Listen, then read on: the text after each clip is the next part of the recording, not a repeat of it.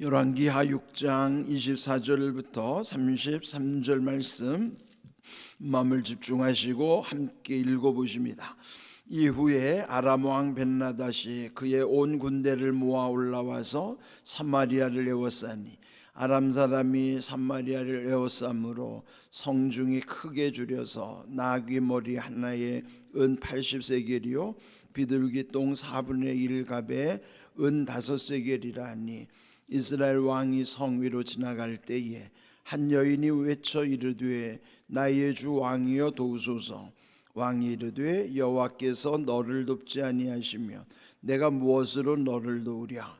타작마당으로 말미암아 하겠느냐 포도주 틀로 말미암아 하겠느냐 하니라. 또 이르되 무슨 일이냐 하니 여인이 대답하되 이 여인이 내게 이르기를 내 아들을 내놓아라. 우리가 오늘 먹고 내일은 내 아들을 먹자 하며 우리가 드디어 내 아들을 삶아 먹었더니 이튿날에 내가 그 여인에게 이르되 네 아들을 내놓으라. 우리가 먹으리라 하나 그가 그의 아들을 숨겼나이다 하는지라. 왕이 그 여인의 말을 듣고 자기 옷을 찢으니라. 그가 성 위로 지나갈 때에 백성이 본즉 그의 속살에 굵은 배를 입었더라. 왕이 이르되 사밧의 아들 엘리사의 머리가 오늘 그 몸에 붙어 있으면 하나님이 내게 벌 위에 벌을 내리실지로다 하니라. 그때에 엘리사가 그의 집에 앉아 있고 장로들이 그와 함께 앉아 있는데 왕이 자기 처소에서 사람을 보냈더니 그 사자가 이르기 전에 엘리사가 장로들에게 이르되 너희는 이 살인한 자의 아들이 내 머리를 베려고 사람을 보내는 것을 보느냐? 너희는 보다가 사자가 오거든 문을 닫고 문 안에 들이지 말라. 그의 주인의 발소리가 그의 뒤에서 나지 아니하느냐 하고 무리와 말을 할 때에 그 사자가 그에게 이르니라. 왕이 이르되 이 재앙이 여호와께로부터 나왔으니 어찌 더 여호와를 기다리리요. 아멘. 이 열왕기하 6장에는 엘리사 시대 때에 또 하나님께서 엘리사 선지자를 통해서 나타내 주셨던 여러 가지 표적이 있었습니다. 근데 오늘 이 말씀 앞부분에서 보면은 그 아람과 이 북이스라엘이 자주 전쟁이 있었던 것, 우리 이미 그 지금 현재 왕은 그 여호람 왕이라고 그랬어요. 근데 그 직전에 그 형은 2년도 채 통치 못하고 죽었고 그 아버지 아합 시대, 그러니까 그 7번째 왕 아합 시대 때는 아람과 3번의 전투가 있었고요. 그 다음에 또 이 여호람 왕 시대에도 또 아람이 쳐들어왔죠. 근데 이제 그 직전에 이 본문의 말씀 앞에 보면은 그 아람의 벤하닷이 쳐들어왔을 때 그 엘리사 선지자가 그들의 눈을 멀게 했죠. 하나님께 기도해서 그들의 눈을 어둡게 하고 결국 그들이 사마리아 성 안에까지 그냥 눈 먼 채로 들어오는 바람에 사마리아에서 완전히 포위가 돼서 그들이 이제 전멸을 당할 위기에 있었어요. 근데 그때 그 여호람 왕이 그들을 이제 쳐 죽일까요? 이제 선지자 엘리사에게 물었죠. 그때 엘리사는 그들을 죽이지 말고 오히려 잘 먹여서 돌려보내라. 기억나실 거예요.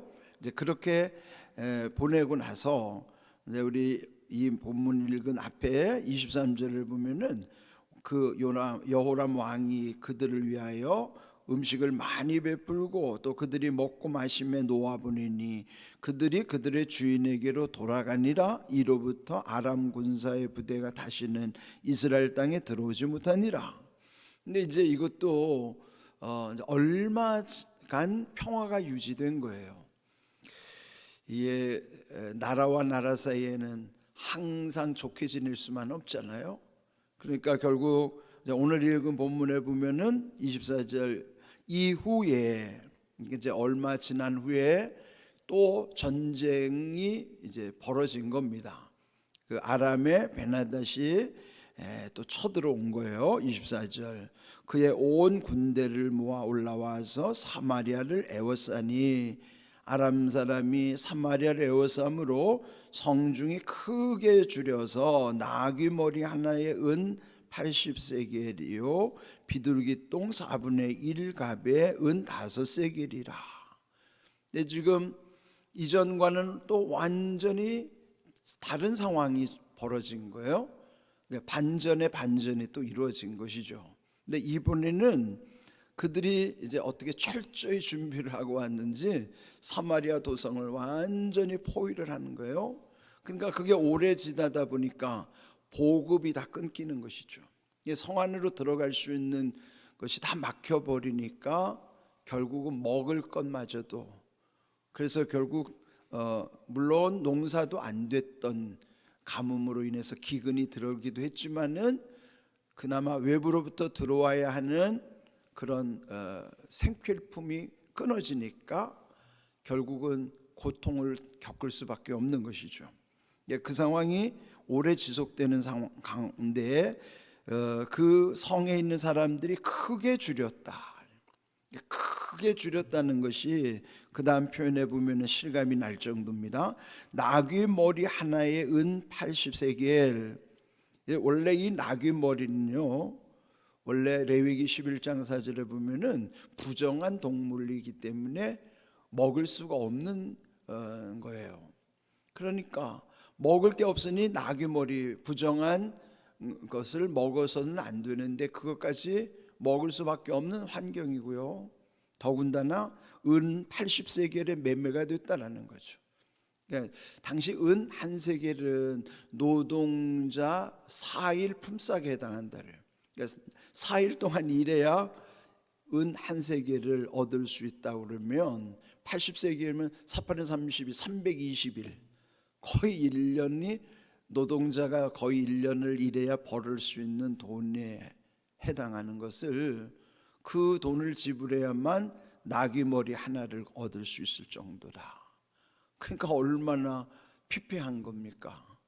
먹을 게 없어가지고 그것마저도 구하기가 힘든데 이렇게 아주 살기가 힘든 상황, 더군다나 비둘기 똥도 4분의 1갑에 5세겔을 받는다. 얼마나 먹을 게 없으면 비둘기 똥까지도 먹어야 하는 상황. 그러니까 아주 비참한 상황이에요. 또 최악의 상황이에요. 지금도 도처에 전쟁이 일어나면 또 기근까지 겹쳐서 그러면 가장 고통을 당하는 사람은 서민이에요. 전쟁의 죽음의 위기에 내몰리기도 하지만 이런 먹는 문제로는 민생이 아주 도탄에 빠질 수밖에 없는 것이죠. 그러므로 어떤 형편에서도 전쟁은 막아야 됩니다. 이 전쟁은 최악의 상황이에요. 지금 이런 형편이 왜 생겼는가? 물론 그것도 하나님과의 관계 속에서도 또 원인을 찾아야 되겠지만은 어찌하든지 우리가 이제 일반적인 상황에서도 보면 전쟁이 얼마나 참혹한 것인가를, 물론 우리 민족도 전쟁을 숱하게 겪어냈기 때문에 뭐 지금은 그래도 평화로운 시대, 우리가 사는 시대가요 5,000년 역사에 이런 시대가 없잖아요. 우리는 진짜 5,000년 역사의 최고의 부를 누리는 시대입니다. 지금이 우리 선조들이, 우리 조상들은 이런 시대를 겪지를 못했어요. 그러니까 우리가 사는 시대가 지금 최고조로 잘 사는 시대를 우리는 지금 지내고 있는 것입니다. 그래도 하나님의 큰 은혜죠. 자, 그러나 이 시대가 이렇게 정말 엄혹하던 상시다 하는 것이죠.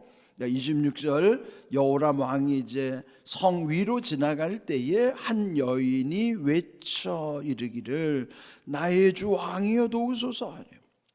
그 도탄에 빠진 백성들이 왕이 순례할 때 살려달라고 이 아우성을 치는 모습을 한번 연상을 해보십시오. 그런데 왕은 최고 지도자임에도 불구하고 그 여인의 말에 냉소적으로 반응하는 거예요. 27절 왕이 말하기를 여호와께서 너를 돕지 아니하시면 내가 무엇으로 너를 도우랴? 이게 믿음의 말인 것 같지만은 아주 불신앙의 말이에요. 하나님이 돕지를 않는데 내가 어떻게 널 돕느냐, 이런 말이죠.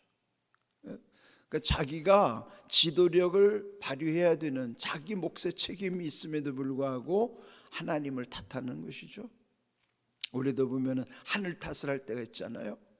지금 이 왕도 오히려 하나님을 탓하는 거예요. 하나님이 너를 돕지 않았는데 내가 어떻게 할 거냐.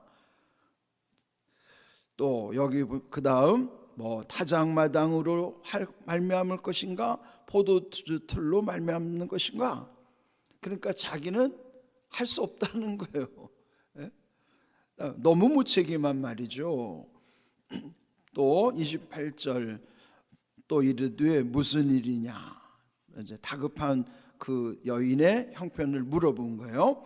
여인이 대답하되, 이제 거기 이제 또 다른 여인이 있었어요. 이 여인이 내게 이르기를 네 아들을 내놓으라. 우리가 오늘 먹고 내일은 내 아들을 먹자 하며 우리가 드디어 내 아들을 삶아 먹었더니 이튿날에는 내가 그 여인에게 이르되 네 아들을 내놓으라. 우리가 먹으리라 하나 그가 그의 아들을 숨겼나이다.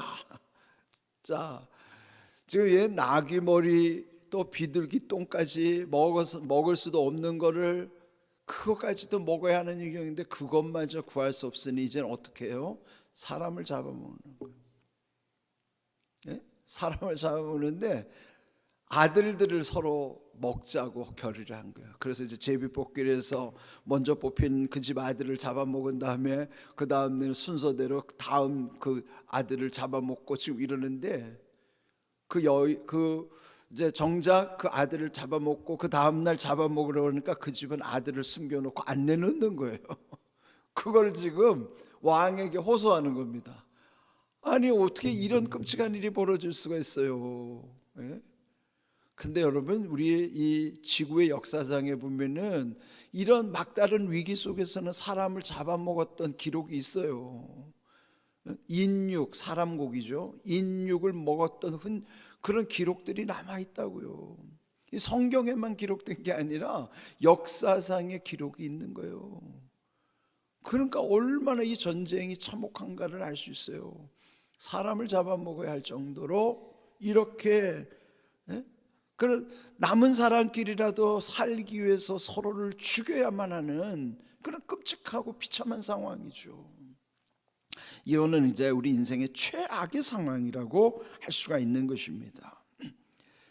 자, 이 말을 들은 왕이 30절 여인의 말을 듣고 자기 옷을 찢으니라. 그가 성 위로 지나갈 때에 백성이 본즉 그의 속살에 굵은 베옷이 입었더라.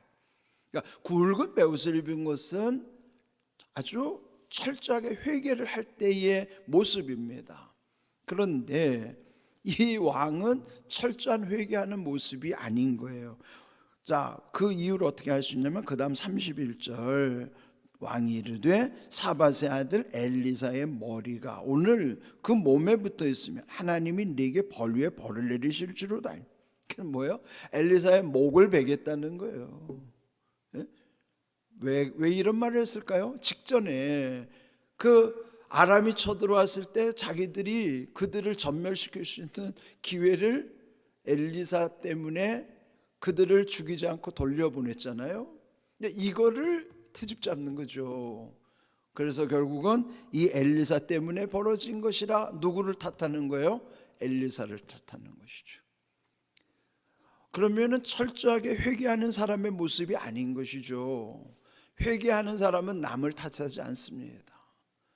더군다나 왕은 그 나라의 전체를 책임져야 되는 최고 지도자인데 그럼 남을 탓하면 안 되죠.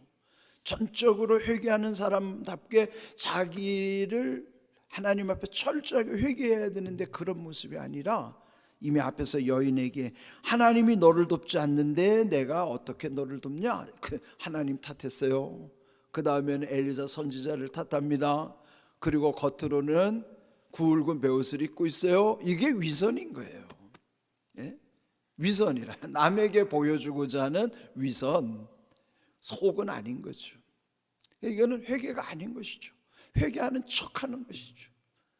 그러니까 지금 여기 이런 탓을 하는 것을 보면서 결국은 이제 이 엘리사가 자기를 죽이러 오는 것을 다 알고 있어요.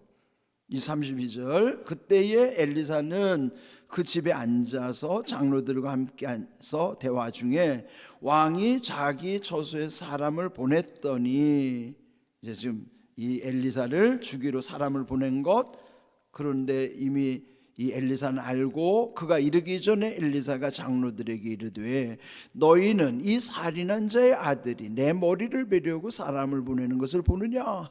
그들이 볼 리가 없죠. 다만 엘리사는 하나님이 보여주시니까 보는 것이고 아는 것이에요. 그러니까 이런 영적인 안목이 오늘도 우리가 똑같이 성경을 봐도 성경을 깨닫고 못 깨닫고는요, 그게 영적인 안목의 차이란 말이에요. 그럼 뭐예요? 이 말씀은 철저히 하나님이 믿음의 눈을 열어주셔야만 보는 거예요.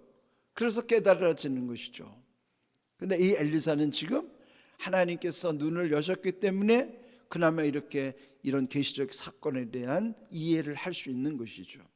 그래서 우리도 오늘날 먼저 우리의 눈이 열려질 수 있도록, 믿음의 눈을 열어주시도록 우리는 늘 하나님께 구하면서 기도해야 되는 것이죠.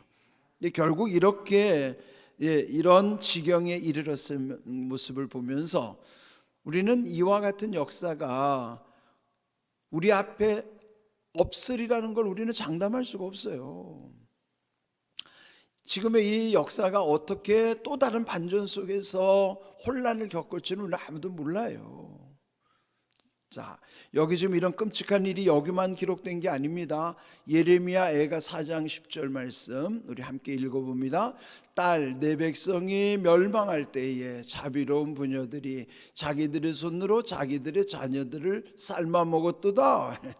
이거는 남유다가 망할 때예요. 그때는 바벨론의 느부갓네살 왕이 쳐들어왔을 때입니다. 그때도 최악의 상황이라 자비로운 부녀가 뭐예요?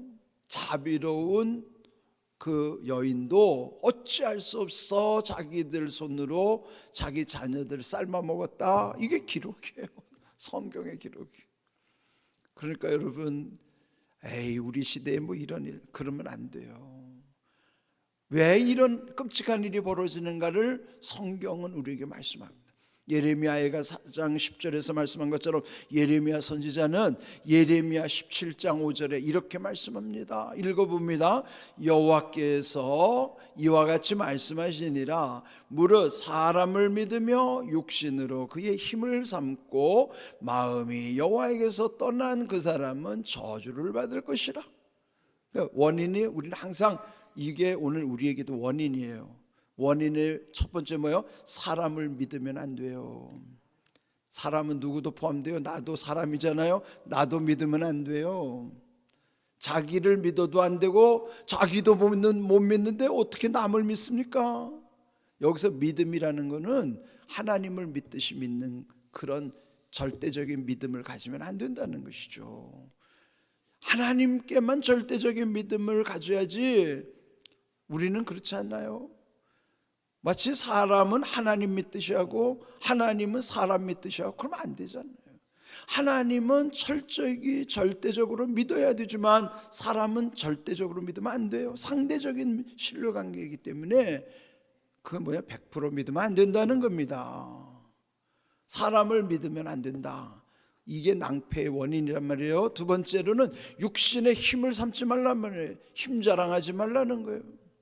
육신의 힘 자랑하지 말라. 세 번째, 마음이 문제예요. 마음이 하나님께서 떠나면 결국은 저주를 받을 수밖에 없다며. 이 세 가지 문제입니다. 사람의 문제, 육신의 문제, 마음의 문제예요. 결국 이 시대도 여호람 왕 시대에도 하나님이 여러 번 은혜를 베푸시고 기회를 주셨음에도 불구하고 은혜에 합당한 삶을 살아가지 못한 그들은 결국 이런 저주를 당하고 마는 것이죠. 이런 끔찍한 일이 있었던 것이죠. 오늘 주신 이 말씀 속에서 우리도 우리 마음을 잘 추스려야 되는 거예요. 사람 믿지 말고요, 육신의 힘 자랑하지 말고요, 변심하지 말고, 마음이 변하면 안 되는 거예요. 하나님께 마음을 떠나면 안 되는 거예요. 그러면 이거 우리는 소망이 없는 거예요. 오늘 주신 귀한 말씀의 은혜 가운데 우리가 어떻게 사는 것이 정말 진정한 은혜요 복인가를 우리는 이 말씀을 통해서 반면교사로 삼아야 돼요. 뒤집어서 배우는 거죠. 이런 귀한 은혜를 통해서 하나님의 은혜에 합당한 믿음으로 굳건히 설 수 있기를 주님의 이름으로 축복합니다. 아멘.